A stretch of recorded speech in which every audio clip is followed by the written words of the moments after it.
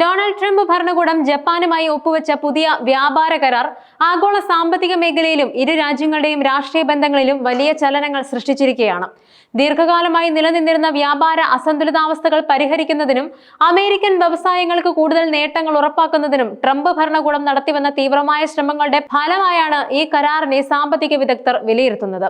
ജപ്പാനിൽ നിന്നുള്ള ഉൽപ്പന്നങ്ങൾക്ക് അമേരിക്ക ചുമത്തുമെന്ന് ഭീഷണിപ്പെടുത്തിയ ഉയർന്ന തീരുവ കുറയ്ക്കുന്നതിലൂടെ ജപ്പാനിലെ നിർണായകമായ ഓട്ടോമൊബൈൽ മേഖലയ്ക്ക് ഇത് വലിയ ആശ്വാസം നൽകുന്നുണ്ട്.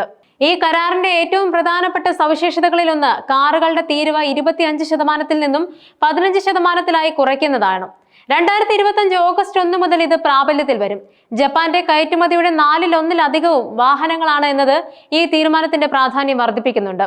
ടൊയോട്ട, ഹോണ്ട, നിസാൻ പോലുള്ള പ്രമുഖ ജാപ്പനീസ് വാഹന നിർമ്മാതാക്കൾക്ക് ഇത് വലിയ ഉത്തേജനമാകും. തീരുവയിലെ ഈ കുറവ് അമേരിക്കൻ വിപണിയിൽ ജാപ്പനീസ് കാറുകൾക്ക് കൂടുതൽ മത്സരക്ഷമത നൽകുകയും അവരുടെ ലാഭക്ഷമത വർദ്ധിപ്പിക്കുകയും ചെയ്യും. ജാപ്പനീസ് ഓഹരി വിപണിയിൽ ഈ പ്രഖ്യാപനത്തെ തുടർന്നുണ്ടായ വലിയ ഉണർവ് ഇതിന് സൂചനയാണ്.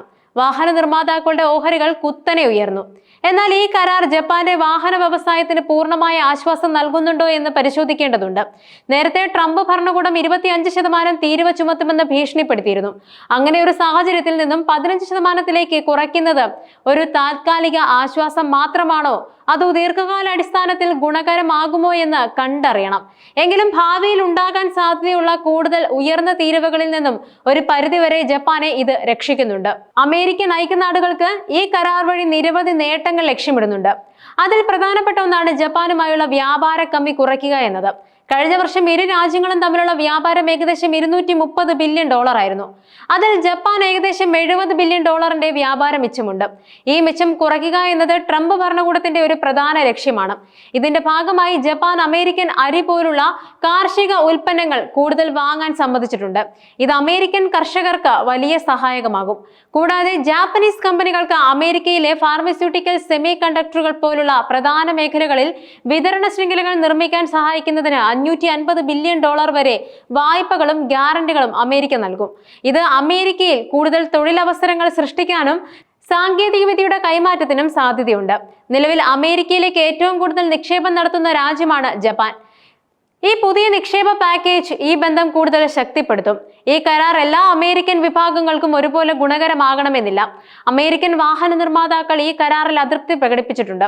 ജപ്പാനിൽ നിന്നുള്ള ഇറക്കുമതിക്ക് 15% തീരുവ ഈടാക്കുമ്പോൾ കാനഡയിൽ നിന്നും മെക്സിക്കോയിൽ നിന്നും വരുന്ന വാഹനങ്ങൾക്ക് 25% തീരുവ തുടരുന്നത് അമേരിക്കൻ വ്യവസായത്തിന് ദോഷകരമാകുമെന്ന് അവർ വാദിക്കുന്നുണ്ട്. ഇത് അമേരിക്കൻ നിർമ്മാതാക്കൾക്ക് കൂടുതൽ ഉൽപാദന ചെലവ് വരുത്തുകയും അവരുടെ ഉൽപ്പന്നങ്ങളുടെ വില വർദ്ധിപ്പിക്കുകയും ചെയ്യും. അങ്ങനെ വരുമ്പോൾ അമേരിക്കൻ വിപണിയിൽ ജാപ്പനീസ് കാറുകൾക്ക് കൂടുതൽ മത്സരാധിഷ്ഠിതമായി മാറാൻ സാധിക്കുകയും അമേരിക്കൻ നിർമ്മാതാക്കൾക്ക് പ്രതിസന്ധി ഉണ്ടാക്കുകയും ചെയ്യും. ട്രംപ് ഭരണകൂടത്തിന്റെ അമേരിക്ക ഫസ്റ്റ് എന്ന നയത്തിന് ഇത് വിരുദ്ധമാണെന്നും ചില വ്യവസായ നിരീക്ഷകർ ചൂണ്ടിക്കാണിക്കുന്നുണ്ട്. ട്രംപിന്റെ വ്യാപാര നയങ്ങൾ ആഗോളതലത്തിൽ വലിയ ചർച്ചകൾക്ക് വഴിയൊരുക്കിയിട്ടുണ്ട്. അമേരിക്ക ഫസ്റ്റ് എന്ന മുദ്രാവാക്യം ഉയർത്തിക്കൊണ്ട് അമേരിക്കൻ ഉൽപ്പന്നങ്ങൾക്ക് കൂടുതൽ മുൻഗണന നൽകാനും വ്യാപാര കമ്മികൾ കുറയ്ക്കാനും അദ്ദേഹം ശ്രമിക്കുന്നുണ്ട്. ഇതിന്റെ ഭാഗമായി ചൈനയുമായി ആരംഭിച്ച വ്യാപാര യുദ്ധം ആഗോള സമ്പദ് വ്യവസ്ഥയിൽ വലിയ അനിശ്ചിതത്വങ്ങൾ സൃഷ്ടിച്ചിരുന്നു.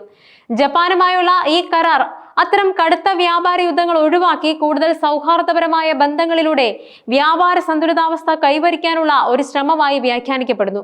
ഈ കരാർ മറ്റ് രാജ്യങ്ങളുമായുള്ള അമേരിക്കയുടെ വ്യാപാര ചർച്ചകളെയും സ്വാധീനിക്കാൻ സാധ്യതയുണ്ട്. നിലവിൽ ബ്രിട്ടൻ, വിയറ്റ്നാം, ഇന്തോനേഷ്യ തുടങ്ങിയ രാജ്യങ്ങളുമായും സമാനമായ വ്യാപാര ചർച്ചകൾ നടക്കുന്നുണ്ട്. യൂറോപ്യൻ യൂണിയനുമായുള്ള ചർച്ചകൾ ഉടൻ ആരംഭിക്കുമെന്നും സൂചനയുണ്ട്. ജപ്പാനുമായുള്ള ഈ കരാർ മറ്റ് രാജ്യങ്ങൾക്ക് ഒരു മാതൃകയാകുമോ അതോ പുതിയ വെല്ലുവിളികൾ സൃഷ്ടിക്കുമോ എന്ന് കണ്ടറിയണം. ഈ കരാർ ഇരു രാജ്യങ്ങൾക്കും ദീർഘകാലാടിസ്ഥാനത്തിൽ ഗുണകരമാകുമോ എന്നത് വരും വർഷങ്ങളിൽ വ്യക്തമാകും. ജപ്പാനിലെ ഓട്ടോമൊബൈൽ മേഖലയ്ക്ക് ഇത് താൽക്കാലിക ആശ്വാസം നൽകുമെങ്കിലും ആഗോള സാമ്പത്തിക സാഹചര്യങ്ങളും അമേരിക്കൻ ആഭ്യന്തര നയങ്ങളും ഈ കരാറിന്റെ ഭാവി വിജയത്തെ സ്വാധീനിക്കും. അമേരിക്കൻ വാഹന നിർമ്മാതാക്കളുടെ ആശങ്കകൾ പരിഹരിക്കപ്പെടാതിരുന്നാൽ അത് ആഭ്യന്തര രാഷ്ട്രീയത്തിൽ ട്രംപിന് വെല്ലുവിളിയായേക്കാം. കൂടാതെ ഈ കരാറിലെ വ്യവസ്ഥകൾ ജാപ്പനീസ് കാർഷിക മേഖലയെ പ്രതികൂലമായി ബാധിക്കില്ലെന്ന് ജപ്പാൻ ഉറപ്പു നൽകുന്നുണ്ടെങ്കിലും അമേരിക്കൻ കാർഷിക ഉൽപ്പന്നങ്ങളുടെ ഒഴുക്ക് ജാപ്പനീസ് കർഷകരിൽ സമ്മർദ്ദം ചെലുത്തിയേക്കാം. മൊത്തത്തിൽ ഈ കരാർ അമേരിക്കയും ജപ്പാനും തമ്മിലുള്ള ബന്ധത്തിൽ ഒരു പുതിയ അധ്യായം തുറക്കുന്നുണ്ട്. ഇത് ഇരു രാജ്യങ്ങൾക്കും സാമ്പത്തികപരമായി നേട്ടങ്ങൾ നൽകുമോ അതോ പുതിയ വെല്ലുവിളികൾ ഉയർത്തുമോ എന്നത് കണ്ടറിയേണ്ടിയിരിക്കുന്നു. ആഗോള വ്യാപാര ഭൂമികയിൽ ഒരു പുതിയ ദിശാബോധം നൽകാൻ ഈ കരാറിന് സാധിക്കുമോ എന്നും നിരീക്ഷകർ ഉറ്റുനോക്കുന്നു.